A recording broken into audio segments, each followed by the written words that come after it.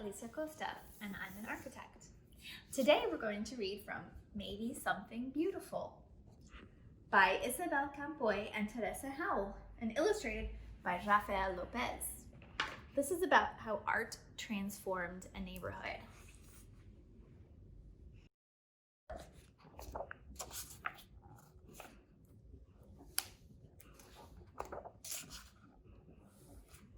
In the heart of a gray city, there lived a girl who loved to doodle, draw, color, and paint. Every time she saw a blank piece of paper, Mira thought to herself, maybe. And because of this, her room was filled with color and her heart was filled with joy. On her way to school one day, Mira gave a round apple to Mr. Henry, the owner of the shop down the street. She gave a flower to Miss Lopez, the lady with the sparkling eyes. She gave a songbird to Mr. Sachs and a red heart to the policeman who walked up and down the streets. On her way home, Mira taped a glowing sun onto the wall, hiding in the shadows. The city was less gray, but not much. I like this. The next day, Mira saw a man with a pocket full of paintbrushes. He gazed at the wall. He looked at her son. He held his fingers up in a square and peered through them. He said thoughtfully. What do you see? Mira asked. Maybe something beautiful, the man replied.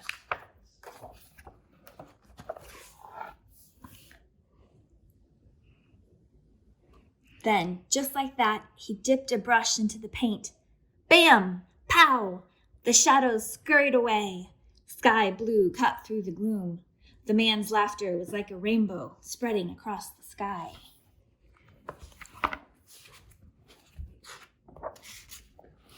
Who are you? Mira asked. I'm an artist, he said. A muralist. I paint on walls. I'm an artist too, she told him. He handed Mira a brush. Come on then. Mira dipped it in the loudest color she saw. Yow-wee! The wall lit up like sunshine. As the man drew pictures on the bricks, Mira added color, punch, and pizzazz. Soon Mr. Sachs joined in. Then came others. Everyone painted to the rhythm. Salsa, merengue, bebop. Even Mira's mama painted and danced the cha-cha-cha. The whole neighborhood became a giant block party until the policeman walked up. Excuse me, he said. The music stopped. Mira put her brush down. They were surely in trouble. The officer cleared his throat and then paused. May I paint with you? He asked. So Mira handed him a brush, and the music started again. The teachers and the papas jumped in, babies too. Mira and the man handed out brush after brush. Color spread through the streets. So did joy. Wherever Mira and the man went, art followed like the string of a kite. After they colored the walls, they painted utility boxes and benches. They decorated sidewalks with poetry and shine. And everyone danced. Together, they created something more beautiful than they had ever imagined.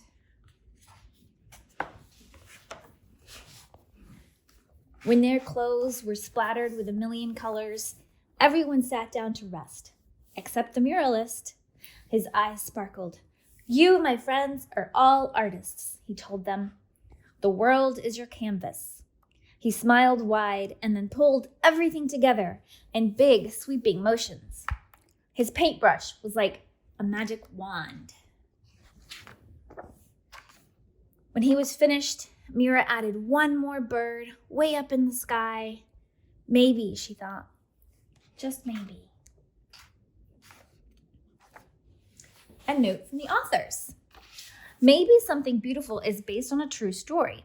At one time, the colorful East Village near downtown San Diego, California, did not have murals on the walls, nor quotes from Gandhi, Martin Luther King, or Cesar Chavez written on the sidewalks. Benches were not the works of art that you can see today, and many people living in the area were not part of the vibrant community that they are today. Instead, the streets were gray and drab. But one day, a husband and wife team, he an artist and she a graphic designer and community leader, moved in and transformed their neighborhood into a place of beauty. These are actual photographs of some of the murals, and here's an actual photograph of a little child helping to paint the murals. Rafael and Candace Lopez designed a plan to bring people together to create art so that their neighborhood could become a better place for all to live. They held meetings in their home to share their idea, and everyone was invited. The police officers, graffiti artists, teachers, single parents, children, homeless people, and more. And with the help of many, the Urban Art Trail was born. Volunteers of all ages, races, and walks of life committed themselves to a common goal, reviving their community through art. First came murals entitled The Joy of Urban Living and The Strength of Women. Then the community painted utility boxes and benches and bright colors, and they crafted mosaics around the trees along the streets. Raphael and Candace had noticed that in their neighborhood, people often looked down on the ground as they walked. So they painted poems and calligraphy on the sidewalks. Little by little, the entire neighborhood became a work of art and an inspiration to those who lived there. The impact of art in the neighborhood grew.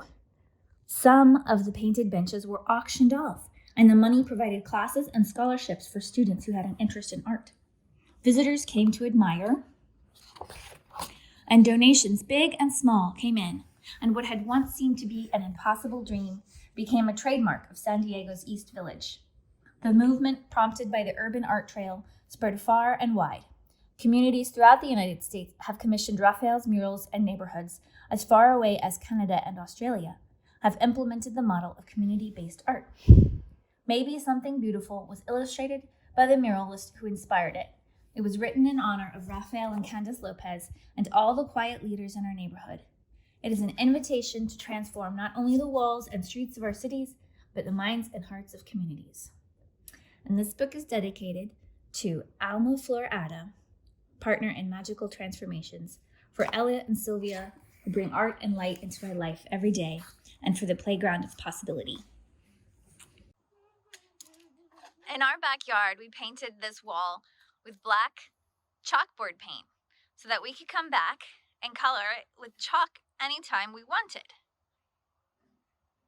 This is our way of adding a little bit of color to the neighborhood. Lots of neighborhoods have murals and beautiful art in people's houses, on the walls, and in public places. Take a walk around your neighborhood and see what you can find. Gio, what are you painting?